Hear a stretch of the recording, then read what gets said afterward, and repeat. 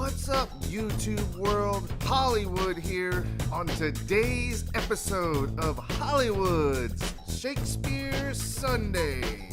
Romeo and Juliet, Act 2, Scene 4.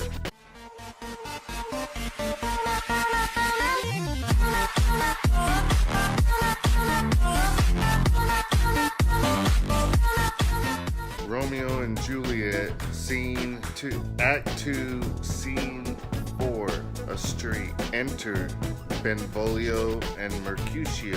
Where the devil should this Romeo be? Came he not home tonight? Not to his father's. I spoke with this man. Ah, that same pale, hard-hearted wench that Rosalind torments him so that he will sure run mad. Tybalt, the kinsman of old Capulet, hath sent a letter to his father's house. A challenge on my life? Romeo will answer it. Any man that can write may answer a letter. Nay, he will answer the letter's master, how he dares, being dared. Alas, poor Romeo, he is already dead, stabbed with a white wench's black eye, shot through the ear with the love song, the very pin of his heart, cleft with the blind boy's butt shaft. And is he a man to encounter Tybalt? Why, what is Tybalt? More than a prince of cats, I can tell you. Oh, he is the courageous captain of compliments. He fights as you sing prick songs, keeps the time, distance, and proportion. Rest me his minimum. Rest 1, 2, and the third in your bosom, and the very butcher of a silk button, a duelist, a gentleman of the very first house, of the first and second cause. Ah, the immortal passado, the punto reverso, the hail. The what? The pox of such antics, lisping, affectioning, fantasticos, these new tuners of accents, by Juzu, a very good blade, a very tall man, a very good whore. Why is not this a lamentable thing, grandshire, that we should be thus afflicted with these strange flies, these fashion mongers, these perdona me's, who stand so much on the new form that they cannot at ease on the old bench. Oh, their bones, their bones. Enter Romeo. Here comes Romeo, here comes Romeo. Without his roe, like a dried herring, flesh how thou art finished. Now is he for the numbers that protrude, chart, flow in Laura to his lady, but a kitchen wench, Mary, she had a better love to be-rhyme her dildo, a dowdy Cleopatra, a gypsy, Helen and Hero, Hildings and harlots. This be a great eye or so, but not to the purpose. Signor Romeo, bonjour. There is a French salutation to your French slop. You gave us the counterfeit fairly last night. Good morrow to you both. What counterfeit did I give you? The ship, sir. The slip. Can you not conceive? Pardon, good Mercutio, my business was great, and in such a case as mine, a man's trade courtesy. That's as much to say, such a case as yours constrains a man to bow in the harms. Meaning to courtesy, thou hast most kindly hit it, a most courteous explosion. Nay, I am the very pink of courtesy. Pink for flower, right? Pink for flower. Why then is my pump well flowered, right?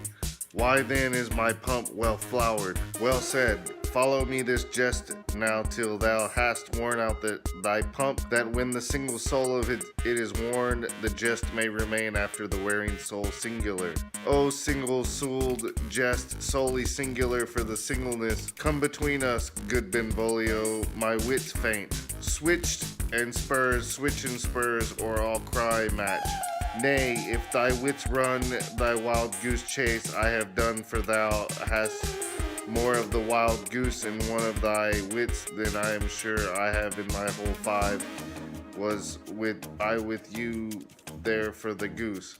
Thou wast never with me for anything when thou wast not there for the goose. I will bite thee by the ear for that jest. Nay, good goose, bite not. Thy wit is very bitter, sweeting it is most sharp sauce, and it is not well served into a sweet goose. Oh, here's a wit of Chervil that stretches from an inch narrow to an ell broad. I stretch it out for that word broad, which added to the goose proves that the far and wide a broad goose. Here's good ear. Enter nurse and Peter. A sail, a sail. Two, a shirt and a smock. Peter, a noon, Mercutio. To hide her face, for her fans is the fire face. Good ye, democratic, fair gentlewoman. 'Tis no less, I tell you, for the bawdy hand of the dial is now upon the prick of noon. Out upon you, what a man are you, a gentlewoman with God hath made for himself no mar. By my troth, it is well said for himself to mur quota. Gentlemen can afford you till you I may find the younger Romeo. I can tell you, but young Romeo will be older when you have found him, and that he was when you sought for him. I am the youngest of that name for fault of a worse. You say well, she will indict him to some supper. A bawd, Soho. What hast thou found? No hare, sir, unless a hare's, sir, in a lemon pie, such as that is something sale, and however here to be spent. Sings an old hare whore, and an old hare whore is very good meat in Lent, but a hare that is a whore is too much for a score. When a whore's ear spent, Romeo will tell you, come to your fathers, we will die thicker. Benvolio, I will follow you. Mercutio, farewell, ancient ladies, farewell. Singing, lady, lady, lady, enter Mercutio Benvolio. Military farewell, I pray you, sir, the saucy mechanics with this that was so full of property. A gentleman nurse that loves to hear himself talk and will speak more in a minute than he will stand for 3 months. And a speak anything against me, I'll take him down, and another luster that clips her hand behind their back, and find those that shall scurvy have none of it. I saw no man use you a pleasure. If I had, my weapon should quickly have been out. I warrant you, I dare draw as soon as another man, if I see occasion in good quarrel and the laws on my side. Now, afore God, I am so vexed at this very me quivers scurvy knave, pray you, sir, a word, and as I told you, my young lady bade me inquire you out. What she bade me say, I will help to myself, but the first let me tell you, if I had checked meter into a fool's practice, as they say, we were always gross in kind of behavior.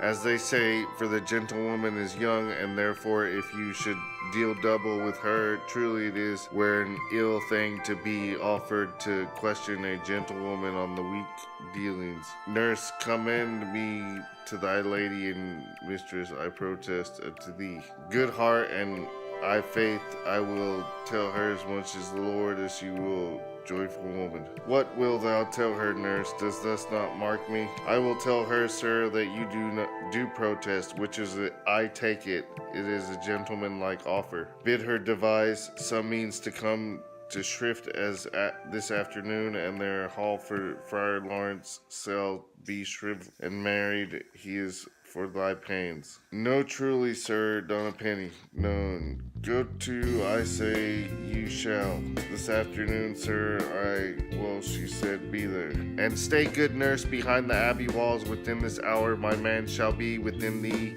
and bring thee cords made like a tackled stair. To the high top gallant of my joy must be my convoy in the secret night. Farewell, and be trusty, and I'll quit thy pain. Farewell, commend me to thy mistress. Now God in heaven bless thee, hark you, sir. What sayest thou, my dear nurse? I warrant thee, my man's as true as steel. Well, sir, my mistress is the sweetest lady. Lord, when 'twas a little prating thing, oh, there's a noble woman in town, one Paris that would fain lay knife abroad, but she, good soul, has a leave see a toad, a very toad as see him. I anger her sometimes and tell her that Paris is the proper man, but I warrant you when I say so, she looks as pale as a clout in the versal world. Doth not Rosemary and Romeo begin both with a letter? Ay, nurse, what of that, both with an R? Ay, mocker, that is the dog's name, R for thee. No, I know it begins with some other's letters, and she hath the prettiest tentuous of it, and your Rosemary, that it would do you good to hear it. Commend me to thy lady. Ay, 1,000 times. Exit Romeo. Peter. Anon. Nurse. Peter, take my fan and go before in a pace. Exit. That's it for today's show. Thanks for watching, and I'll see you next time. Be sure to give this video a thumbs up if you like it. Leave some comments below. Share this with everybody, and subscribe.